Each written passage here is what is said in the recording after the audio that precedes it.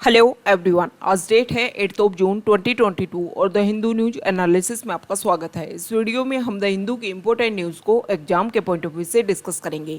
नीचे description box में Telegram channel Volcano IAS Academy का लिंक दिया हुआ है। आप Telegram channel Volcano IAS Academy के साथ में जुड़ सकते हैं। वहाँ पर हर exam means UPSC, state PCS and other exams के पॉइंट ऑफ व्यू से काफ़ी इंपॉर्टेंट इन्फॉर्मेशन आप सभी के साथ में शेयर की जाती है। तो चलो स्टार्ट करते हैं। वीडियो को स्टार्ट करेंगे एक ज्योग्राफिकल मैप क्वेश्चन के साथ में। और आज आपका क्वेश्चन ये है कि तुंगभद्रा रिवर को आपको मैप में व्यू करना है, फिर इससे रिलेटेड हर इंपॉर्टेंट फैक्ट्स को एंड इन्फॉर्मेशन को कमेंट बॉक्स में टाइप करना है। कल हमने आपसे क्वेश्चन पूछा था पेनार रिवर को लेकर के। तो पेनार रिवर को अगर हम मैप में व्यू करें, इंडिया का जो सर्दर्न पार्ट है वहाँ की एक इम्पोर्टेंट रिवर के रूप में फ्लो होती है पेनार रिवर। ये जो पेनार रिवर है इसका कर्नाटका स्टेट में जो नंदी हिल्स है वहाँ से ओरिजिन होता है। उसके बाद में आंध्र प्रदेश स्टेट में ये फ्लो होती हुई लास्ट में बे ऑफ बंगाल में अपने वाटर को डिस्चार्ज करती है। पेनार रिवर से रिलेटेड अदर फैक्ट्स को अगर हम डिस्कस करें तो ये उसके ओरिजिन होने के बाद में पेनार रिवर जो है वो एक यूनिक फॉर्म में टू स्ट्रीम में अपने आप को स्प्लिट करती हुई उसके बाद में अपने आप को फ्लो करती है। पेनार रिवर के अदर इम्पोर्टेंट नेम हैं, जिनमें अदर नेम है उत्तर पिनाकिनी, पेन्नई, पेन्नूरू, पेन्ना। ये इसके अदर इम्पोर्टेंट नेम हैं जिनके नाम से भी इसको जाना जाता है। इसके जो फ्लो रीजन है इसको आप व्यू करोगे तो इसकी जो इमेज है वो ऐसे शो हो रही है जैसे कि बो हो। और बो को आप सभी को पता है कि पिनाका के नाम से जानते हैं। और इसीलिए ये जो पेनार रिवर है इसका ये जो अदर लैंग्वेज जो है यहाँ की उसी के अकॉर्डिंग इसके पेन्नारू, पेन्ना, ये जो अदर नेम इसके इम्पोर्टेंट हैं। द हिंदू की इम्पोर्टेंट न्यूज़ को अगर हम डिस्कस करें तो फ्रंट पेज पर इम्पोर्टेंट आर्टिकल है। फूड सेफ्टी इंडेक्स को पब्लिश किया है हेल्थ मिनिस्ट्री ने और ये फूड सेफ्टी इंडेक्स का 4th एडिशन है। सबसे पहले अलग अलग स्टेट्स की क्या रैंकिंग रही है उनको हम डिस्कस कर लेते हैं। लार्जर स्टेट की अगर हम बात करें तो 20 लार्ज स्टेट्स में फर्स्ट रैंक सिक्योर किया है तमिलनाडु स्टेट ने, सेकंड नंबर पर गुजरात और थर्ड नंबर पर महाराष्ट्र। बात करें स्मॉलर स्टेट्स की तो उसमें फर्स्ट नंबर पर रहा है गोवा, सेकंड पर मणिपुर एंड थर्ड पर सिक्किम। यूनियन टेरिटरीज में Jammu and Kashmir first, Delhi second and Chandigarh ने थर्ड रैंक सिक्योर की है। अब ये जो फूड सेफ्टी इंडेक्स है इससे रिलेटेड बेसिक फैक्ट्स की हम बात कर लेते हैं। जो हमारी हेल्थ मिनिस्ट्री है उन्होंने 5 पैरामीटर्स डिक्लेयर कर रखे हैं और उन्हीं 5 पैरामीटर्स के बेसिस पर स्टेट्स की जो परफॉर्मेंस रही है उसको मेज़र किया जाता है। ये जो रेटिंग है वो food safety and standard authority of India के द्वारा जारी की जाती है। ये जो ओकेजन था वर्ल्ड फूड सेफ्टी डे का, इस ओकेजन पर जो हमारे हेल्थ मिनिस्टर हैं मिस्टर मांडविया, उन्होंने स्टेट की क्या इम्पोर्टेंट रोल है food safety and health food practices को लेकर के उन सभी के बारे में डिस्कस किया। उन्होंने बताया कि अगर स्टेट अपने अपने लेवल पर अच्छा परफॉर्मेंस करे तो हम इंडिया को एक हेल्दी नेशन के रूप में बिल्ड कर सकते हैं। अब यहाँ पर FSSAI के जो अदर इनिशिएटिव हैं उसके बारे में बताया गया है। उसमें है eat right research award and grants phase second, eat right creativity challenge phase third, A school level competition and the logo for Ayurveda आहार। इन सभी को भी यहाँ पर इस टाइम लॉन्च किया गया। अब बात कर लेते हैं फूड सेफ्टी इंडेक्स की। तो सबसे पहले 2018-19 में फूड सेफ्टी इंडेक्स को लेकर के जो मेजर पॉइंट्स हैं उनको लेकर के डिक्लेयर किया गया और फिर 7 जून 2019 को फर्स्ट फूड सेफ्टी इंडेक्स जो है वो पब्लिश किया गया था और ये 4th एडिशन है, आपको ध्यान में रखना है। ओके, नेक्स्ट 1 ईयर के लिए जब तक नया फूड सेफ्टी इंडेक्स पब्लिश नहीं होता है तब तक इससे रिलेटेड जो डाटा है वो आपके हर एग्जाम के पॉइंट ऑफ व्यू से इम्पोर्टेंट है। FSSAI की अगर हम बात करें तो FSSAI जो बॉडी है वो एक स्टेचुरी बॉडी है, ऑटोनोमस बॉडी है और जो FSSAI एक्ट जो है उसके अंडर ये आती है। ओके, उसके अंडर इसको बनाया गया था।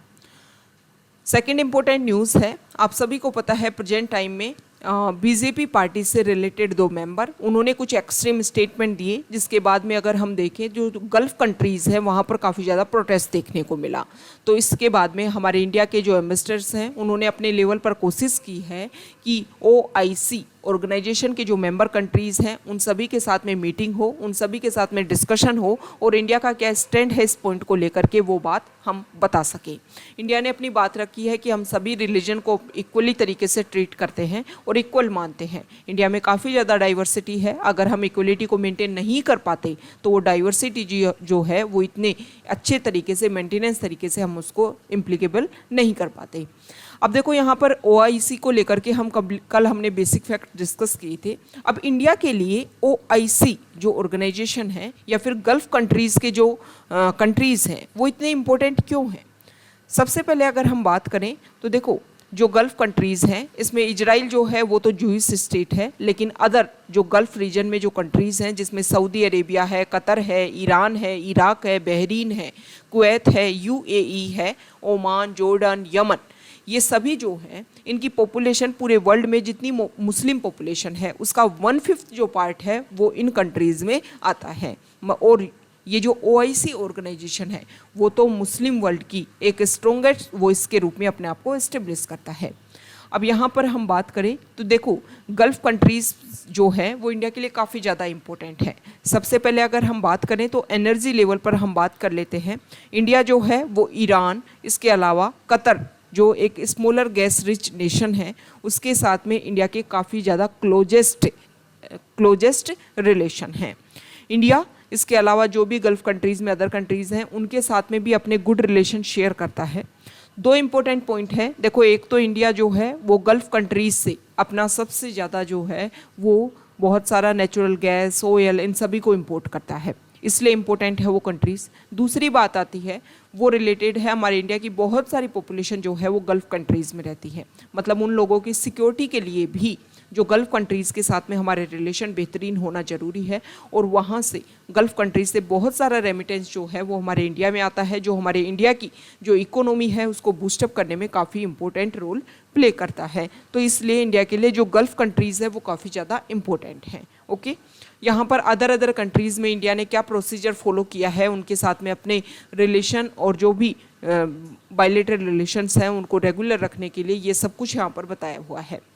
नेक्स्ट इम्पोर्टेंट आर्टिकल है, आप सभी को पता है हमारे इंडिया के फर्स्ट CDS थे जनरल बिपिन रावत, फिर उनके हेलीकॉप्टर क्रैश में उनकी डेथ हो गई लास्ट ईयर। उसके बाद में जो CDS की जो पोस्ट है वो वैकेंट बनी हुई है। इसके बाद में जो गवर्नमेंट है उन्होंने कुछ रूल्स में चेंज किया है। गवर्नमेंट ने आर्मी, नेवी और एयरफोर्स के जो सर्विस रूल हैं उनमें अमेंड किया है और इसमें ये डिसाइड किया है कि CDS की पोस्ट उस पर्सन को दी जाएगी। पहले क्या था, 4 स्टार जो जनरल होता था उसी को पोस्ट दी जा रही थी, लेकिन अब इसमें 3 स्टार को भी इंक्लूड कर दिया गया है, मतलब 3 स्टार एंड 4 स्टार जो हैं उन सभी को इसमें इंक्लूड किया जाएगा।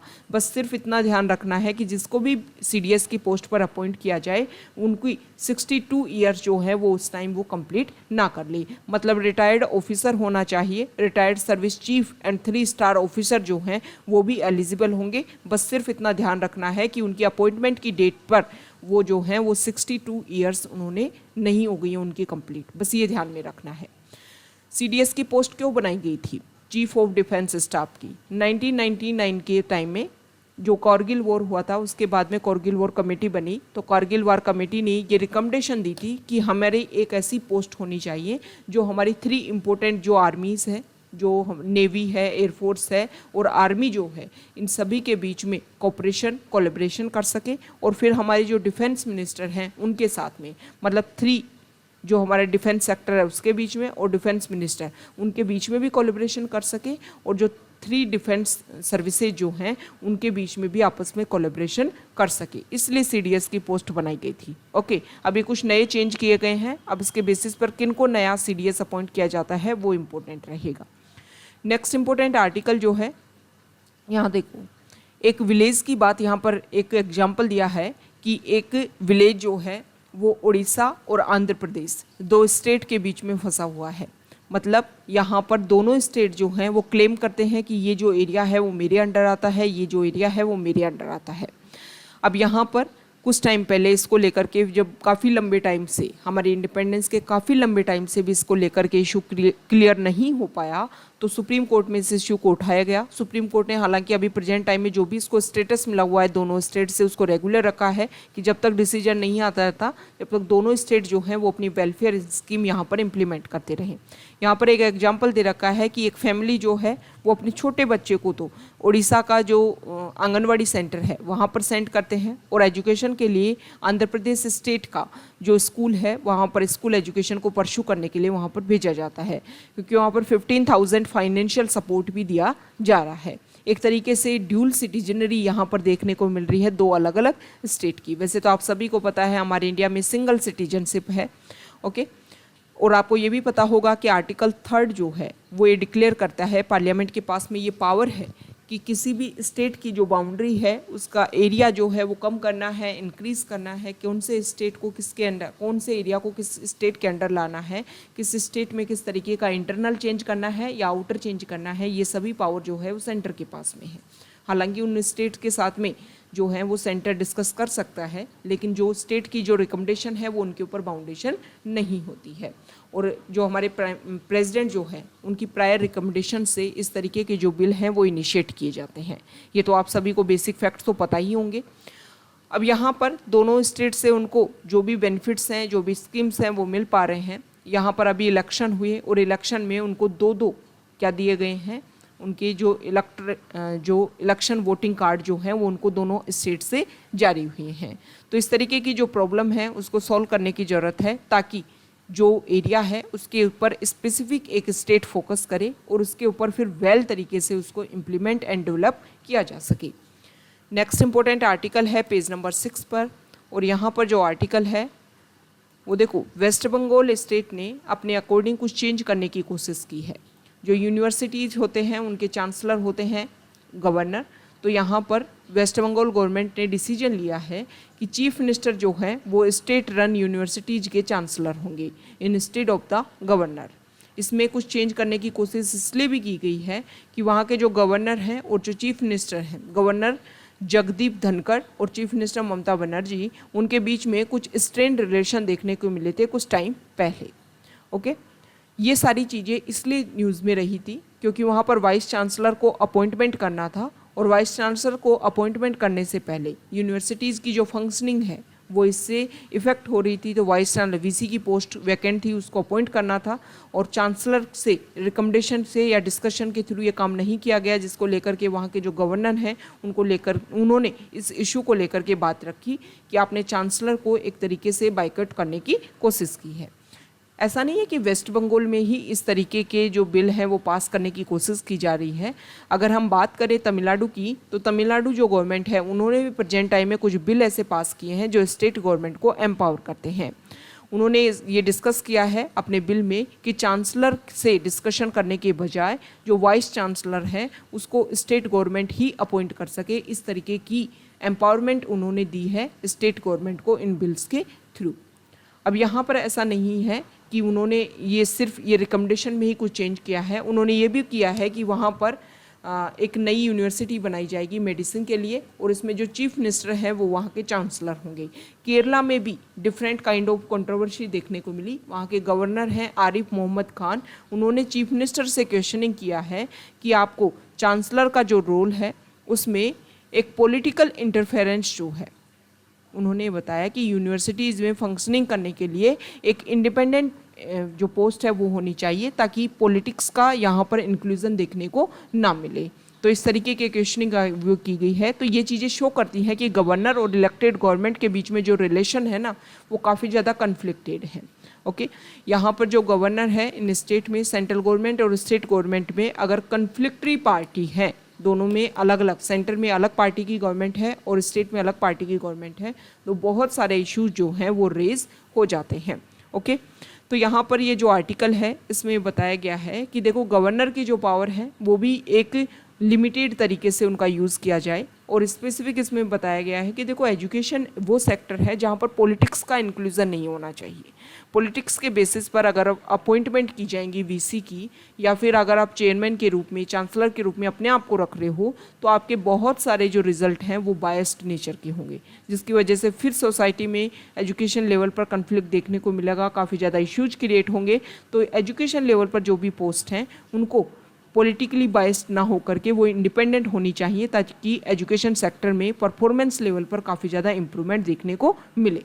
यहाँ पर जो आर्टिकल है वो कल हमने डिस्कस किया था कि यूके के जो प्राइम मिनिस्टर हैं मिस्टर बोरिस जॉनसन, उनको नो कॉन्फिडेंस मोशन फेस करना पड़ रहा है। हालांकि नो कॉन्फिडेंस मोशन में उन्होंने अपना जो ट्रस्ट जो है उसको डिक्लेयर कर दिया है, मेजॉरिटी में उनको सपोर्ट मिला है, लेकिन इस आर्टिकल में बताया गया है कि ये जो विक्ट्री है इससे अगर हम डिस्कस करें तो मिस्टर बोरिस जॉनसन ने जो नो कॉन्फिडेंस वोट जो है उसको तो जीत लिया है, लेकिन बहुत सारे चैलेंजेस जो हैं वो आने वाले टाइम में उनको फेस करने पड़ेंगे।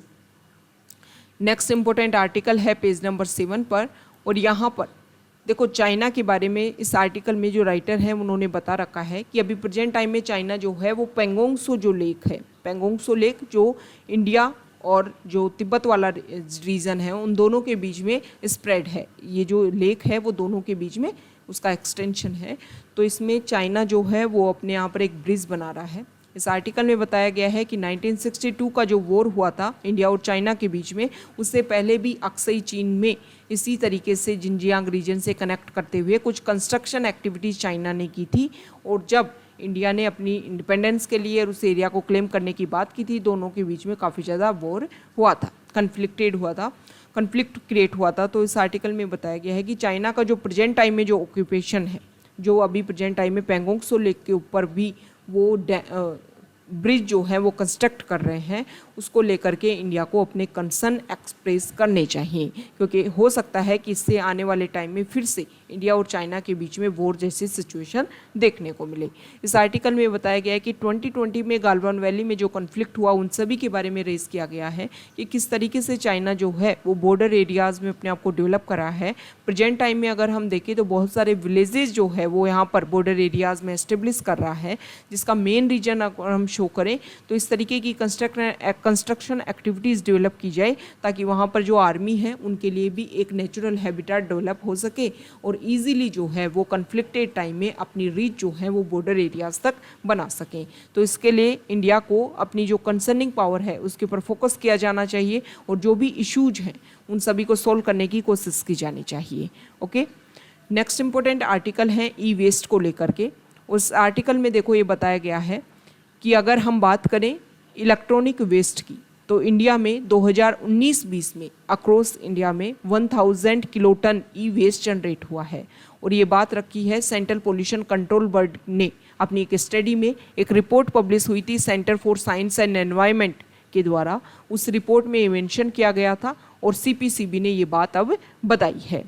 Global E waste monitor report की अगर हम बात करें जो यूएन के द्वारा पब्लिश की जाती है, इसमें बताया गया है सीपीसीबी के फिगर्स को अगर हम देखें तो इंडिया में 2019 में 3 टाइम्स जो है वो ज़्यादा ई वेस्ट जनरेट हुआ है।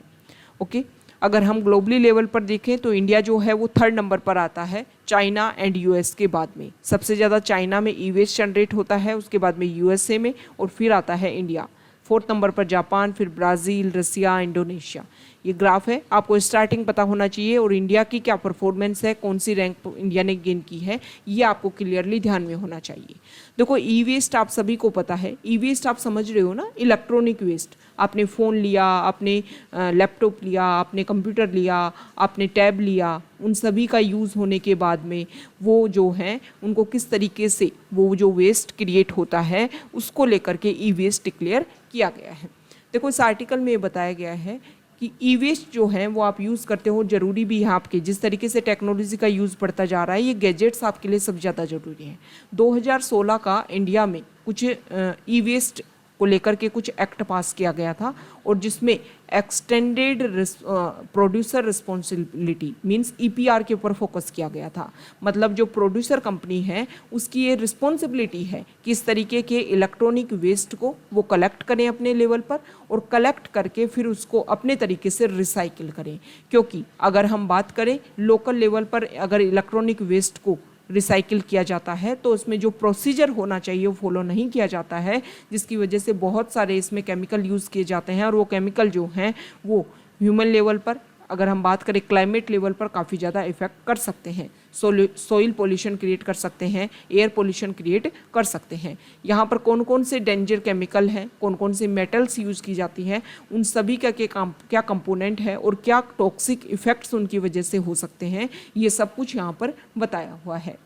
देखो ये भी रिकमेंडेशन दी गई थी एक्सटेंडेड प्रोड्यूसर रिस्पॉन्सिबिलिटी में कि जब भी कोई इलेक्ट्रॉनिक गैजेट्स खरीदा जाए तो उसमें कुछ पैसा जो है वो एक सेफ्टी के रूप में रखा जाना चाहिए। मान लो आप एक फ़ोन लेकर के आई, फ़ोन आपने 10,000 का फ़ोन खरीदा तो आपसे 1,000 या 2,000 रुपीज़ जो हैं वो शॉपकीपर जो है एज ए सेफ्टी नॉर्म्स के लिए रखे कि जब भी आपका फ़ोन ख़राब होगा आप जा कर के आप क्या कर सकते हो, इस फ़ोन को उसी शॉप पर पे उसको रिप्लेस करवाओ और जो आपने डिपॉजिट रखवाया था उस रुपए को आप लेकर के आओ। इसको लेकर के जो हमारी गवर्नमेंट है वो वर्क करे और किस लेवल पर उस मनी को एक तरीके से स्टेबल करना है, उसको प्रिजर्व करना है, इन सारी बातों के ऊपर फोकस करते हुए ये काम किया जा सकता है। क्योंकि जब लोगों का मनी जो है, जैसे आपने गैजेट्स लिया और उस गैजेट्स में जो रुपए हैं वो आपने रखवाई, तो आप जाकर के आपकी भी एक रिस्पॉन्सिबिलिटी बनेगी कि आप फ़ोन को दो और अपना पैसा ले।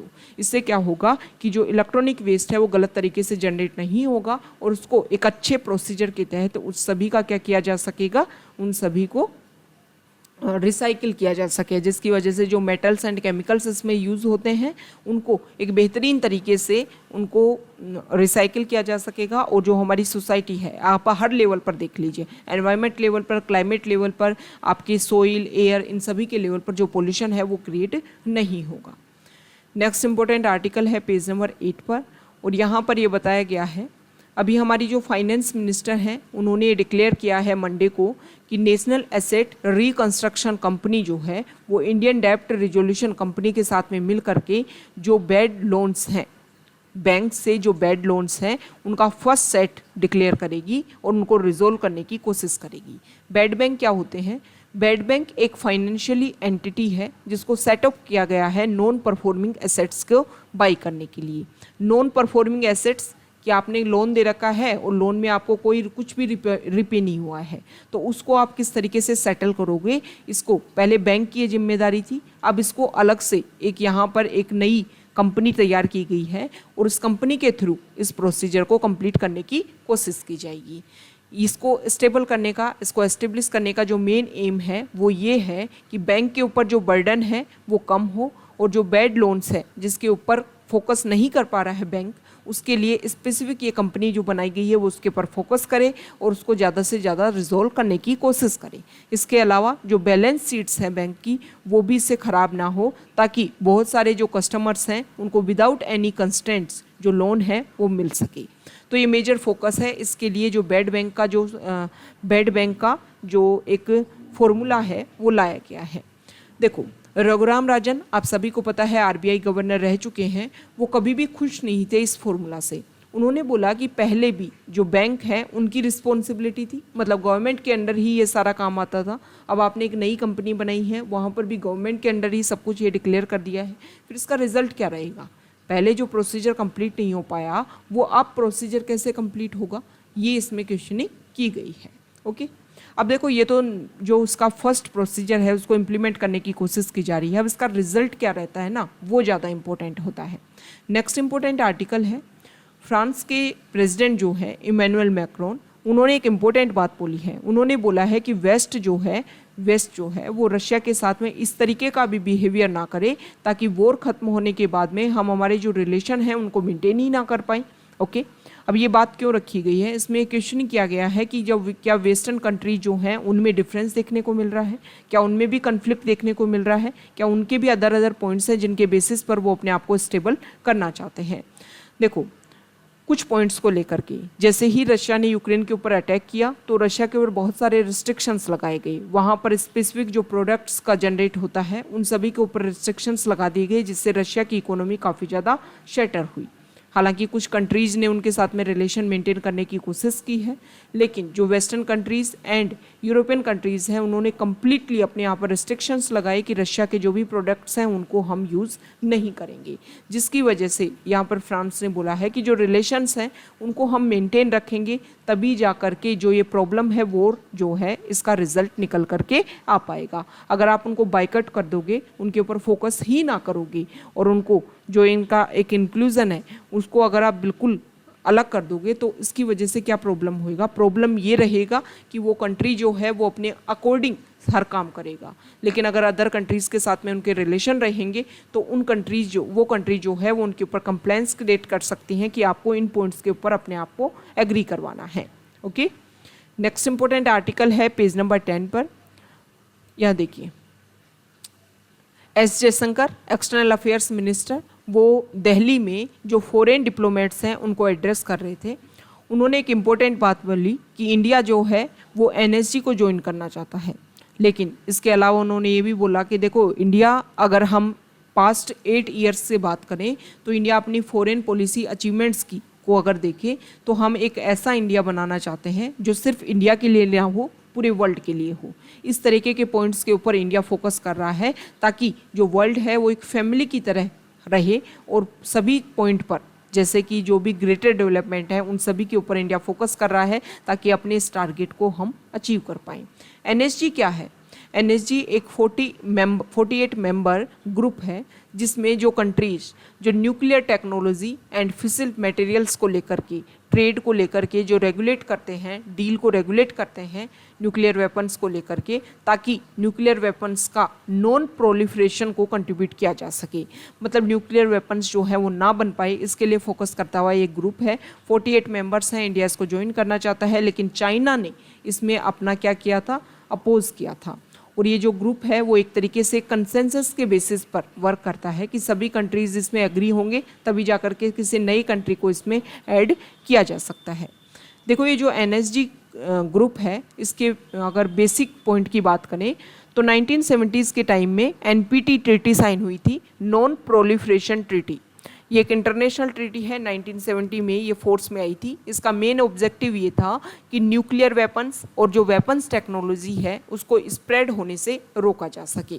ओके, लेकिन 1974 के टाइम में इंडिया ने अपना फर्स्ट जो है वो कंडक्ट करवाया, फर्स्ट न्यूक्लियर टेस्ट। उसके बाद में जो एनपीटी ट्रीटी है इसमें जो भी कंट्रीज़ थे उन्होंने डिसाइड किया कि न्यूक्लियर वेपन्स जो हैं उनके स्प्रेड को हम ऐसे तो नहीं रोक सकते, इसीलिए 1974 में एनएसजी को फॉर्मेशन किया गया था। इंडिया जो है वो इसको ज्वाइन करना चाहता है, लेकिन इंडिया अभी तक इसको ज्वाइन नहीं कर पाया है। अब इस आर्टिकल में बताया गया है कि इंडिया ने MTCR, ऑस्ट्रेलिया ग्रुप और वासेनार एग्रीमेंट जो है उनको भी इस तरीके से इंडिया ने उसकी मेंबरशिप ली है। देखो इस बार यूपीएससी प्रीलिम्स 2022 की अगर हम बात करें तो उसमें 3 पॉइंट्स दे रखे थे और उसमें क्वेश्चनिंग कर रखा था कि इंडिया इनमें से किस किस का मेंबर है। ओके, तो स्पेसिफिक जब भी किसी ऑर्गेनाइजेशन को आप स्टडी करो आपको क्लियरली पता होना चाहिए कि इंडिया इनका पार्ट है या नहीं है। ओके, अब हम बात कर लेते हैं MTCR की। MTCR जो है वो एक मल्टीलेटरल एक्सपोर्ट कंट्रोल रेजिम है। इसमें 35 मेंबर स्टेट हैं। 1987 में इसको G7 इंडस्ट्रियलाइज्ड जो कंट्रीज़ हैं उसके द्वारा इनका फॉर्मेशन किया गया था। इसलिए इसको इसलिए बनाया गया ताकि मिसाइल और मिसाइल टेक्नोलॉजी का जो प्रोलिफरेशन है उसको लिमिट किया जा सके। बात कर लेते हैं वासेनार एग्रीमेंट की। वासेनार एग्रीमेंट एक वॉलेंट्री एक्सपोर्ट कंट्रोल रेजिम है। 1996 में इस अरेंजमेंट को फॉर्मली एस्टेब्लिश किया गया था। 42 मेंबर्स इसके एग्रीमेंट के मेंबर्स हैं और इसमें जो कन्वेंशनल वेपन्स हैं and dual use goods and technology जो हैं उन सभी के इंफॉर्मेशन को एक्सचेंज करने के लिए इसमें काम किया जाता है। ओके, आपका क्वेश्चन ये है कि ऑस्ट्रेलिया ग्रुप से रिलेटेड बेसिक फैक्ट्स जो हैं वो आपको कमेंट बॉक्स में बताने हैं। नेक्स्ट इंपॉर्टेंट आर्टिकल है पेज नंबर 12 पर। यहाँ पर जो आर्टिकल है, देखो इस आर्टिकल में बताया गया है कि 2016 में जो पर्सन विद डिसेबिलिटीज़ एक्ट लाया गया था और इसमें ये डिसाइड किया गया था, एक डेडलाइन डिसाइड की गई थी कि पर्सन विद डिसेबिलिटीज़ जो हैं उनको हम किस तरीके से रेगुलेट करेंगे, उनके लिए किस तरीके से जो हमारी बिल्डिंग्स हैं उनमें चेंजेस किया जाएगा। इन सभी पॉइंट्स के ऊपर फोकस किया गया था, लेकिन जो इसकी डेडलाइन है वो 2020 में कंप्लीट होने वाली थी। फिर कोविड के टाइम की वजह से इसको एक्सटेंड कर दिया गया। अब इसमें क्वेश्चनिंग किया गया है। Central advisory board on disability उसकी कुछ मीटिंग हुई और उसमें देखो कुछ टाइम पहले 6 मंथ्स पहले ही ये जो सेंट्रल एडवाइजरी बोर्ड जो है इसको दोबारा से रिकन्स्टिट्यूट करने की बात की गई है, क्योंकि नवंबर 2020 में इसकी 3 साल की जो टर्म है वो एंड हो गई थी। तो एक्टिविस्ट ने अब क्वेश्चनिंग किया है कि ये जो बोर्ड जो है इसको दोबारा से रिकन्स्टिट्यूट कब किया जाएगा।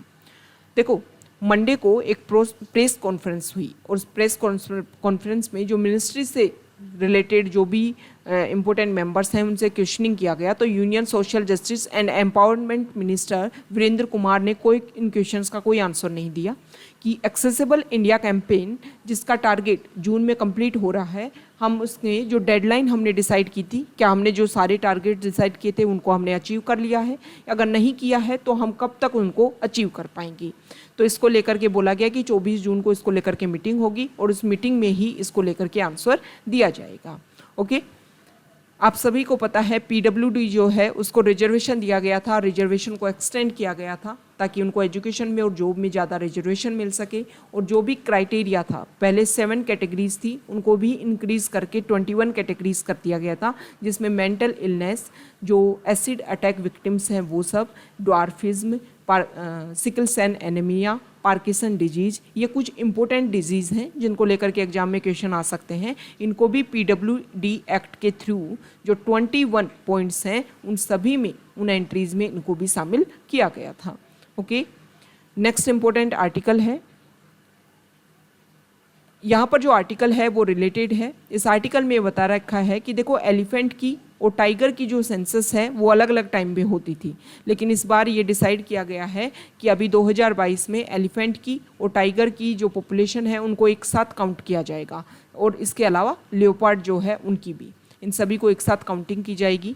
अगर हम बात करें तो टाइगर की पॉपुलेशन हर 4 साल में एक बार काउंट की जाती है। सबसे पहले 2006 में इनको काउंट किया गया था, और ये काम किया जाता है national tiger conservation authority and WII, ये दोनों मिलकर के ये सारी काउंटिंग जो है वो टाइगर से रिलेटेड करते हैं।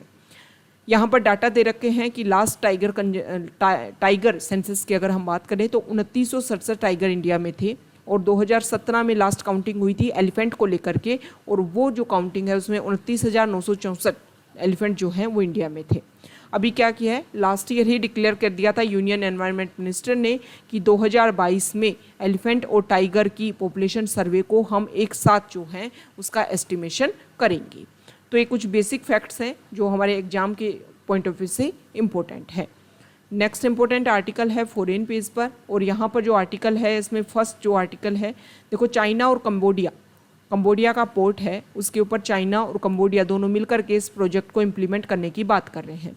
ये एलिगेशन लगाए जा रहे हैं कि चाइना फिर इस पोर्ट का यूज़ करेगा अपने मिलिट्री पावर को इंक्रीज करने के लिए, लेकिन हालांकि अभी कंबोडिया की तरफ से स्टेटमेंट आया है कि इस तरीके की कोई भी एक्टिविटीज़ यहाँ पर नहीं करने दी जाएंगी।